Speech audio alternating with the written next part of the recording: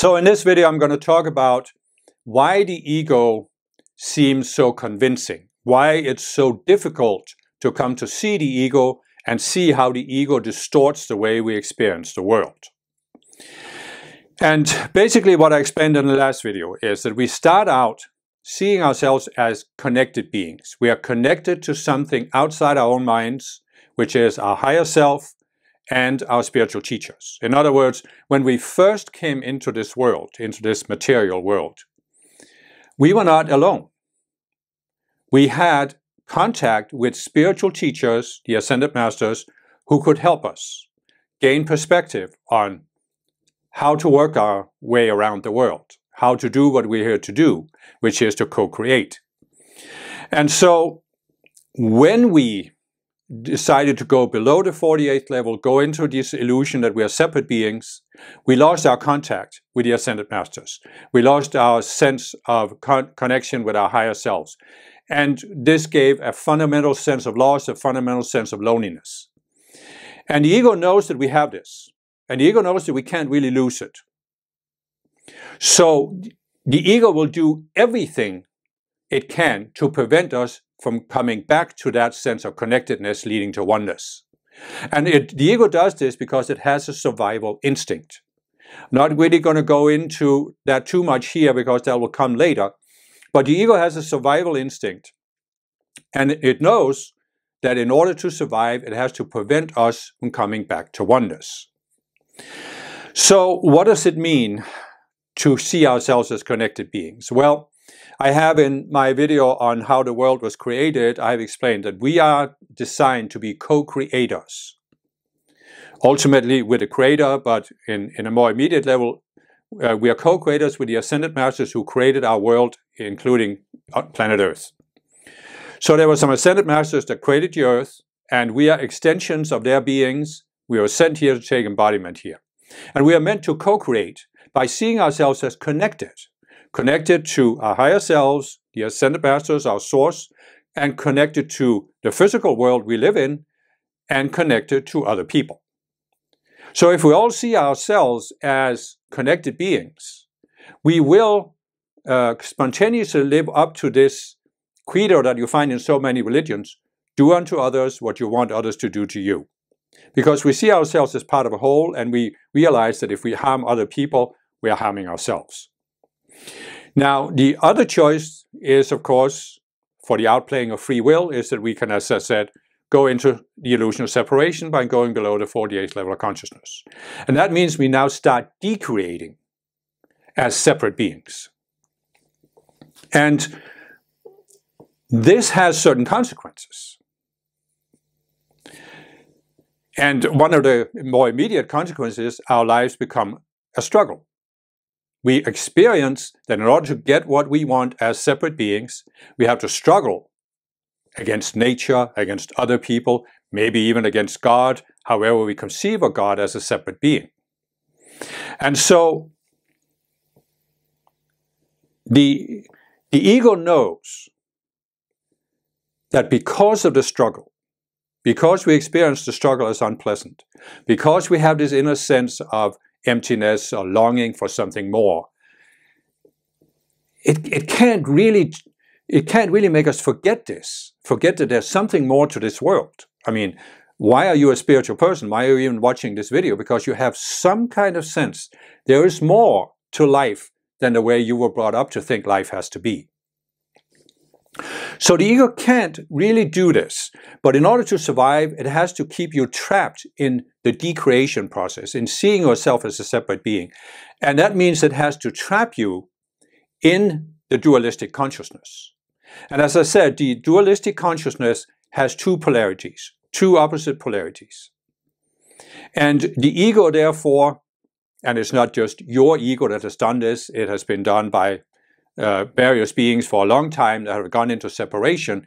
So there's a lot of illusions that your ego has just taken over from the outside, but nevertheless, the ego will seek to trap you in this dualistic state of consciousness. And it will distort the way you look at yourself, you look at life. And its main goal is to prevent you from realizing that you are a connected being, that you're not alone. And this you can realize in two ways. One is you can come to understand it through a spiritual teaching. But ultimately you have to experience. You have to experience that there's something outside your normal state of consciousness where you see yourself as a connected being. And you have to experience that there's something outside the ego's perception filter, and it seems more real than a perception filter. The problem is that even when you find a spiritual teaching, it doesn't mean that the ego is going to lie down and play dead. The ego will actually seek to use a spiritual teaching to keep you trapped in dualistic illusions. And one example of this is the traditional religions, where so many religions basically claim that we have the only true religion, we have the only truth, and all the others are wrong. So now you are stuck in this struggle against other people to prove your religion right, prove the others wrong, or you can even see people who are into scientific materialism proving materialism is right and all religion and spirituality is wrong, or proving that communism is right or capitalism is right, or the Republican Party is right or the Democratic Party is right, or this or that. All kinds of traps there. So basically, if we want to look at, what is it the ego is trying to do? So here's one way to illustrate what the ego is trying to do. And what I mean with that is that the ego is on an impossible quest, because we long back to oneness. But the ego has to give us the impression that it can fill our desire for oneness in this world. That's the whole essence of the quest that the ego is on. It needs to either distract us so we are so occupied with the things of this world, or it needs to make us believe that by fulfilling certain requirements in this world, such as belonging to the only true religion, you can still get back to oneness, be saved, or however you conceive of it. So here's what the ego does. This is a square peg, and this is a round hole. And what the ego is trying to do is trying to fit the square peg into the round hole. And as the old saying goes, it can't be done. It can never happen. Ultimately, the only way you can be whole and feel at peace in this world is to reestablish your connection to your higher self and your ascended masters, and to enter the path where you are consciously trying to expand that connection. And the ego can never do this. The ego cannot experience oneness because it was created out of separation.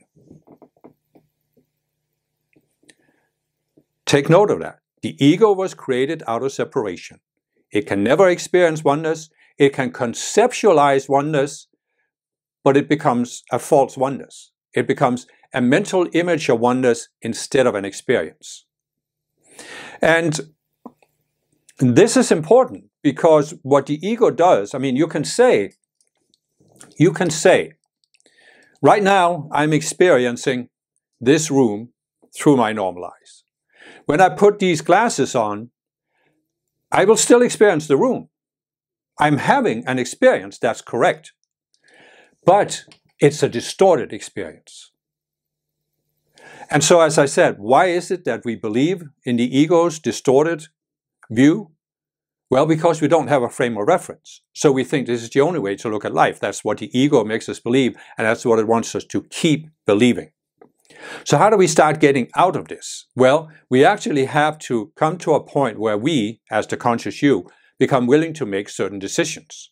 We become willing to question the ego's mental image of the world and the sense of reality it gives us. So, in order to really do this, we need to realize what is the role of the conscious you. And the role of the conscious you in the original scenario, when you see yourself as a connected being and you are co-creating with the ascended masters in a higher realm, the conscious you is what makes decisions. The conscious you is the part of you that makes decisions. And you make these decisions based on seeing yourself as a connected being.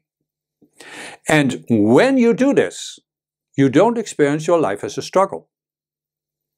As I've explained in some of my other videos, we are really meant to create a mental image in our minds. We project this upon the basic energy that makes up the universe, and when we experience the consequences of that, we evaluate. Do I want more of the same? And if we do, then we just keep projecting the same image until we've had enough of that experience. But if we don't want more of the same, we know, as when we're connected beings that have contact with our spiritual teachers, that the only way to get something different back from the cosmic mirror is to project a different image into the mirror. I mean, how are you going to make a mirror image smile at you if you're not smiling at the mirror? So this is when you are a connected being. But now comes the shift where you go below the 48th level of consciousness, you go into this illusion that you are a separate being. And now, what you cannot do when you see yourself as a separate being, you don't have the frame of reference from your higher self, from the Ascended Master to say, how can I change my state of mind? So what the ego does instead, it makes you believe that the way you look at the world is right. There is no reason to change it. You need to defend it instead of changing it. Instead of transcending, you need to defend it. It's transcend or defend. And so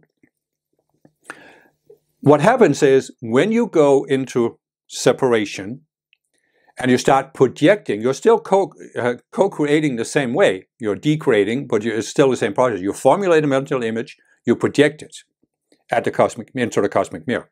But now your mental image is based on the illusion that you are a separate being.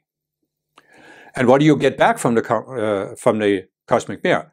You get back conditions that seem to validate that you are a separate being. And the most obvious way we get this back is through other people.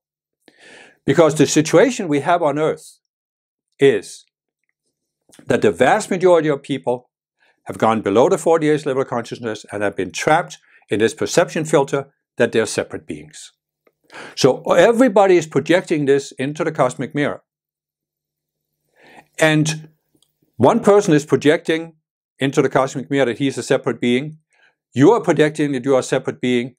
How do you get conditions back from the cosmic mirror? By both of you acting as separate beings, trying to get something from the other by force. And so both of you are validating each other's illusion that you are separate beings that have to struggle for everything. Do you see?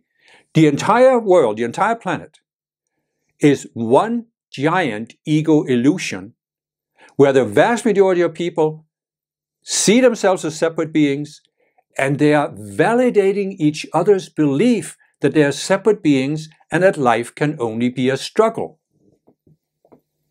This is what's going on the planet right now. And this is how the ego has managed to distort it. But the ego then has managed to become a self-fulfilling prophecy because the vast majority of people think that what they're experiencing from the world, from outside themselves, is a validation of this illusion that they're separate beings. They're validating each other's illusion. Even the material universe seems to validate it because, as I've explained in other videos, we have collectively created this state of lack, where there's the lack of resources that leads to poverty. So many people have the impression that we are struggling against nature, we are struggling against the environment, we are struggling against physical matter, and most of all, we are struggling against other people. Struggle, struggle, struggle. And what the ego wants you to do is to keep you trapped in that illusion, that sense that life is a struggle. And as I said, the world seems to validate that this is the case. And in order to break out of it, you have to become aware that you are more than the ego, that there's more to you than the ego. As I've explained, the conscious you can at any time become conscious of yourself. You can become conscious that you are sitting here listening to this video. You can become conscious that perhaps there's another way to experience life than the way I'm experiencing life right now. Perhaps it's possible to step outside of my normal sense of self, my identity, mental and emotional minds, and experience a different reality. But in order to do this, you have to be willing to make certain decisions. You have to be willing to question what the ego is telling you, how the ego is portraying the world, the mental image that the ego has put in front of your eyes. You have to be willing to question this so that you can work your way back into this point where the conscious you is again willing to make decisions. Because see, what has happened to most people is, as I said, we see ourselves as connected beings. We experience that whatever we get back from the cosmic mirror, it's just an opportunity to learn about ourselves and to change the mental image and project a different image. When we go into separation, we cannot see this. We believe what the ego says, that we have the ultimate worldview of how the world really works, because the world really is a struggle. And therefore, in order to get what we want, we have to struggle harder than other people. And this is the illusion. And so we have to be willing to question that and realize that this is a lie. This is a complete illusion. And in order to overcome it, we have to be willing to look at ourselves and say, okay, why does life seem to be a struggle for me? Why am I experiencing life as a struggle? Could it be because I am projecting the mental image that life is a struggle, and outer conditions are just validating the image? And could it be that in order to change this, I have to start changing myself? Consider what Jesus said. Why are you looking at the splinter in the eyes of your brother instead of seeing the beam in your own eye? And what we have to be willing to do at some point in order to get out of the ego's illusion is to consider what is heresy to the ego. Perhaps I am the one who needs to change. Perhaps I need to look at myself instead of always projecting out that the problem is out there.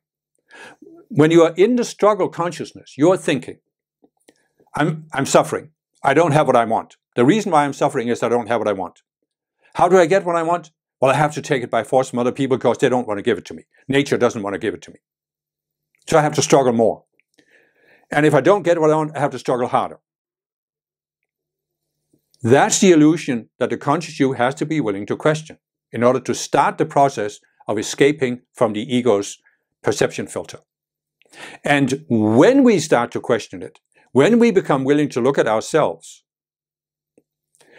and change the mental image we are projecting into the cosmic mirror, then we will start getting things back. It won't happen at once, because there will still be, as I've explained, we have a number of subconscious selves. So we can become aware consciously that we need to project a different image into the mirror.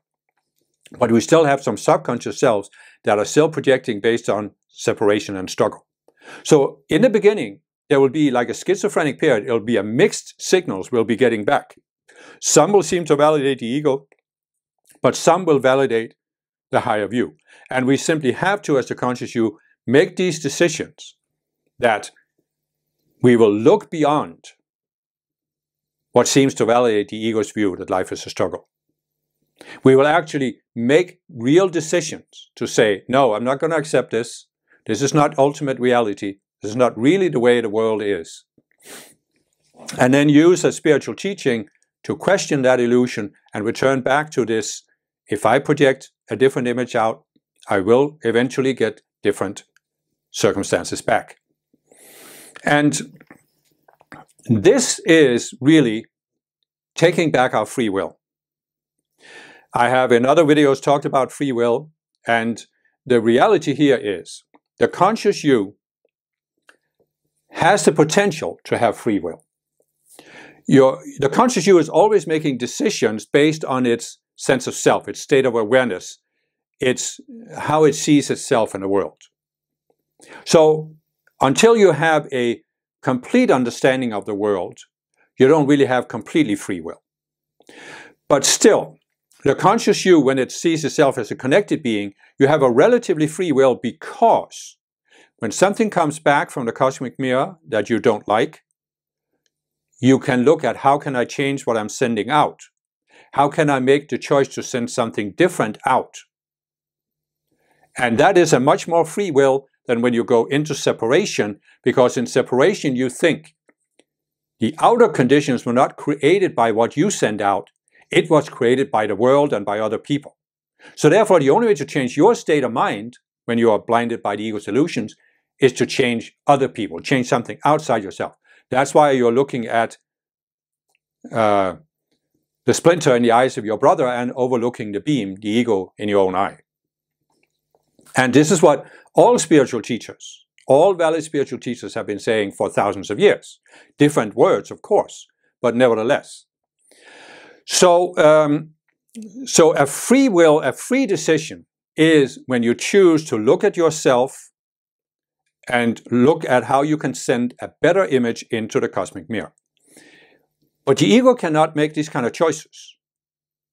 The ego can, in fact, it doesn't have free will because it's not self-aware.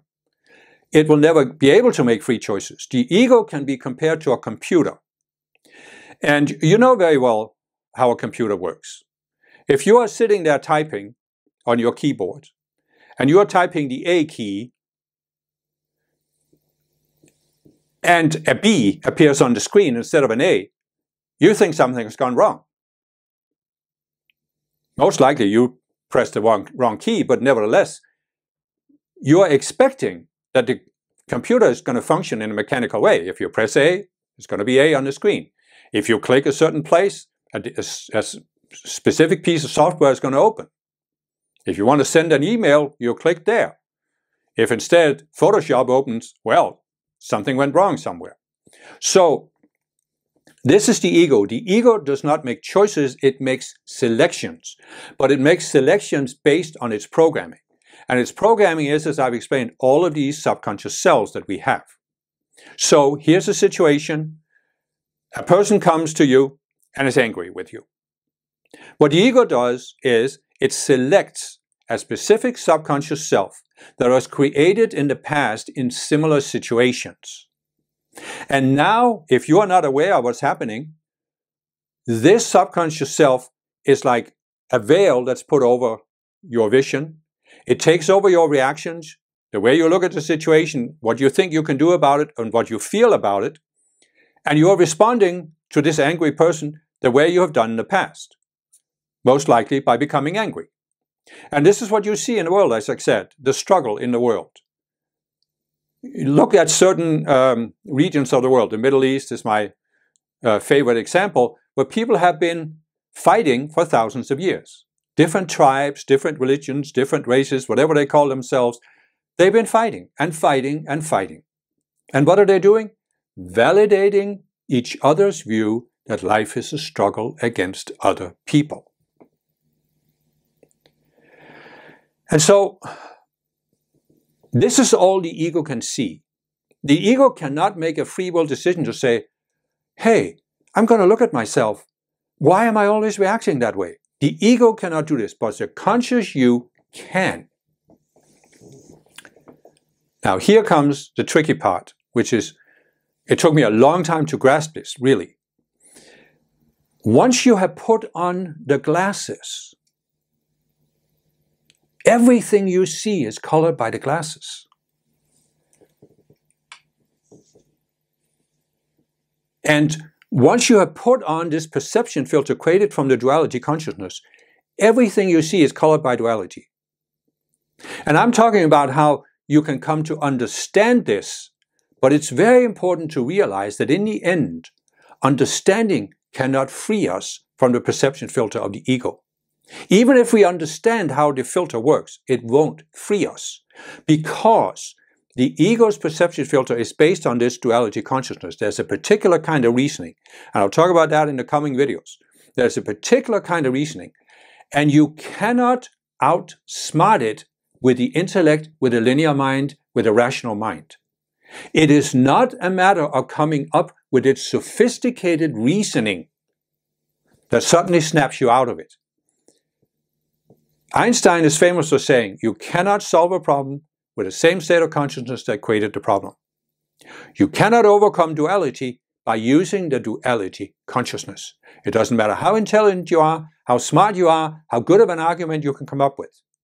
There's only one way out of duality, and that is that the conscious you steps outside of your normal sense of self. And this is the ability that the conscious you has, that it can never lose. And when you step outside of it, you are connecting to what I have called the one mind. We can call it the Christ mind, the Buddha nature. The one mind that isn't dualistic, that isn't divided. This one mind is the only way to escape the ego's illusion, the ego's distorted reality. It's the only way. Now, here's something that's difficult to understand. When you step outside the ego's perception filter, you are experiencing the world through the one mind.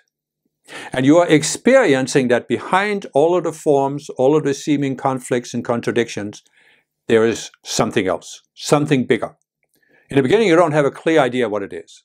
I'm not saying that all of a sudden you step outside your normal sense and now you see the ultimate truth, because you can't. It's a gradual process. As I've explained in the videos about the 144 levels of consciousness, once you're at the 48th level, you see a higher truth, but you don't see the ultimate truth that you see at the 144th level. So it's not like there's this instant shift, instant awakening, instant enlightenment. That's an illusion. But you can connect to something, and when you have the direct experience, there's something beyond the ego's illusion, then you can start questioning the illusion. So when you have that experience of the one mind at the 48th level, you can begin to question the illusion that keeps you at the 48th level, and then you can rise to the 49th. At the 49th, you can question the illusion at that level that takes you to the 50th level, and you can keep going that way. So, obviously, in the beginning, when you're at the 48th level, you have a sense you're connected. You still have many illusions left. You still have many of these subconscious selves. And sometimes they will take over your reactions. And this is just something you have to live with. I mean, this is the spiritual path, especially at the lower levels. You know, you're experiencing yourself being pulled in different directions because the ego still has a pull on you. These subconscious selves, they still have a pull on you. And in some situations, they take over your reactions. And in the beginning, you know, there'll be more situations where you are reacting through the subconscious selves than when you are actually able to step back and say, oh, why am I doing this? But as you rise on the path, there will be less and less pull from these subconscious selves, and you will become more and more able to choose your reaction. As I said, somebody comes at you, they're angry. A subconscious self is activated, takes over your reaction. You're not making a choice. The conscious you is paralyzed. You can't do anything. You can just watch what's going to happen. But as you rise to a higher level and you come to see the illusion behind that subconscious self, now the conscious you can make a choice. Actually, I remember going through a phase where I was becoming aware of this. And I had a sense, you know, that I wasn't reacting as much anymore. But I still had some reactionary patterns. But I actually came to realize that here's a situation, a person is yelling at me. But instead of just blindly reacting, I realized there is a split second where I can make a choice. Will I go into the reactionary pattern, let the self take over, or will I choose, no, I'm not going to react that way? And that's when the conscious you has retaken its free will, a higher freedom of will.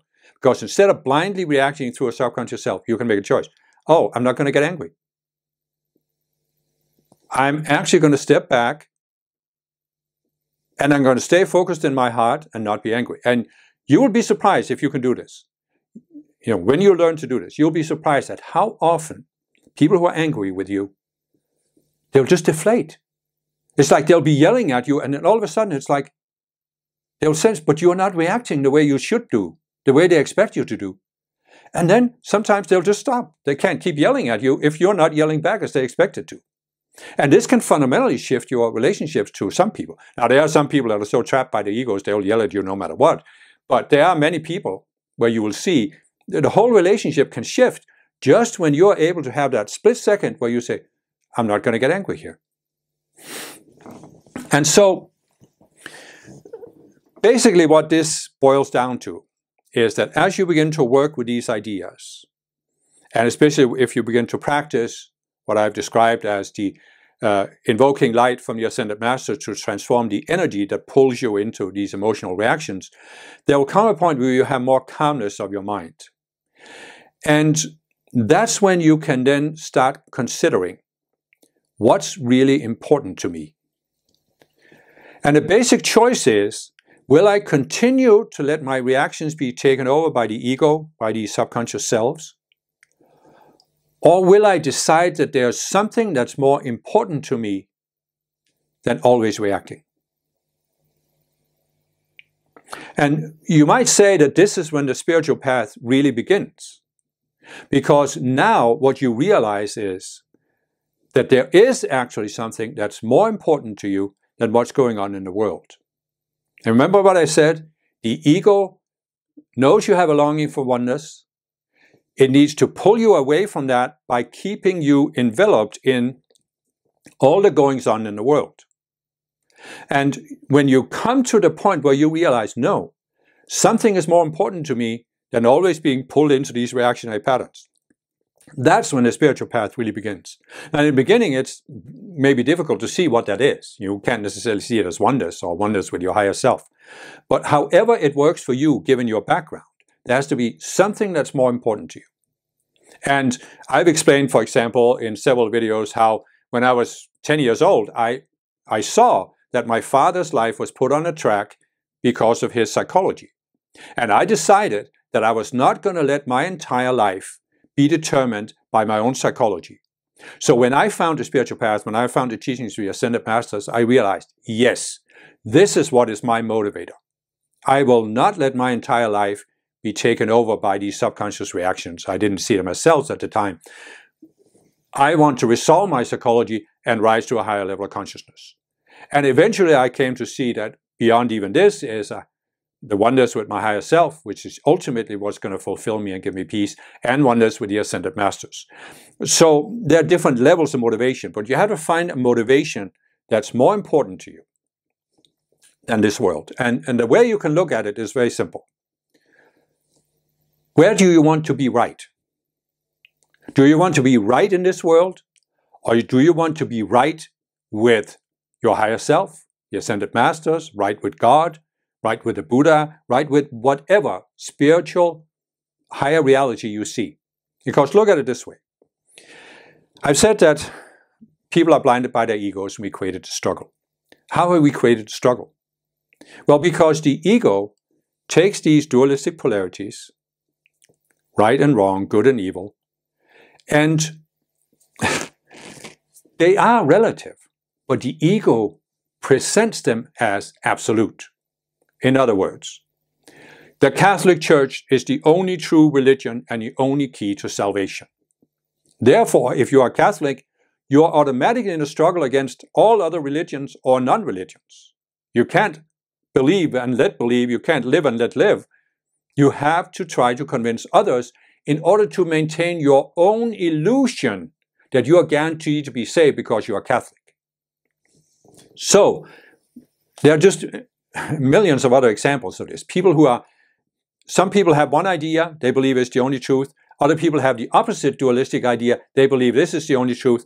And there's an inevitable struggle between them. And what you see going on in the world is time and time again, one group of people is trying to convince another group of people. One person is trying to convince another person. And you can even do that on the spiritual path. I did it when I was new on the spiritual path, so I thought I had to convince everybody else, first of all, that there is a spiritual path, and second of all, that my spiritual movement and teaching is the ultimate one. And I spent years in that mindset. And I've seen it, thousands of other spiritual seekers do the same thing. But you can come to a point where you realize, even though you claim to be a spiritual person, having this reaction is just perpetuating the struggle, and it's just keeping you in the struggle. It's keeping you trapped by your ego. Your ego has you exactly where it wants you. You see, the ego doesn't even care about being right or not right. The ego just wants to keep you in the struggle. And it will sometimes make you believe that you are right and that other people are wrong, or that the ego is wrong, as long as you're engaged in the struggle. That's all the ego wants to do, because as long as you're engaged in the struggle, the ego will survive, because you're continuing to feed it energy. The moment you stop being engaged in the struggle, the ego will start starving, and it will eventually fade away. So the deciding moment you can come to on the spiritual path is where you realize this dynamic, and you make the decision, no, something else, it is more important to me to be right with God, right with the Ascended Masters, right with the higher self, than to be right in this world. That is an absolute key turning point on the spiritual path. It's not a guaranteed. I have known people who have been on the spiritual path for 30 years and they haven't come to that realization. But there's nobody saying that you couldn't come to that realization right now. You can come to it at the 48th level. You can't really come to it below the 47th level or the 48th level because you're still trapped in seeing yourself as a separate being. But you're basically deciding is, I no longer want to try and prove myself right as a separate being because it's more important to me to expand my sense of connection with something beyond my own mind, ultimately your higher self. This is the essence of the spiritual path. Now, you look at throughout the ages, many spiritual teachers have attempted to explain this using different wording. The vast majority of the people who followed those spiritual teachers didn't get it. They did not get it. Nothing is stopping you from getting it. Nothing is stopping the conscious you from getting it because your ego will never get it. So it really is a matter of, are you looking through the filter of the ego? Or are you willing to step outside of that filter and reach for a higher experience? That there is something outside the reality distortion field of the ego, the alternate reality of the ego. There is actually a reality that isn't alternate. The problem here is that the conscious you can alternate between reality and the fake reality created by the ego. It's so easy, and in the beginning we don't realize it.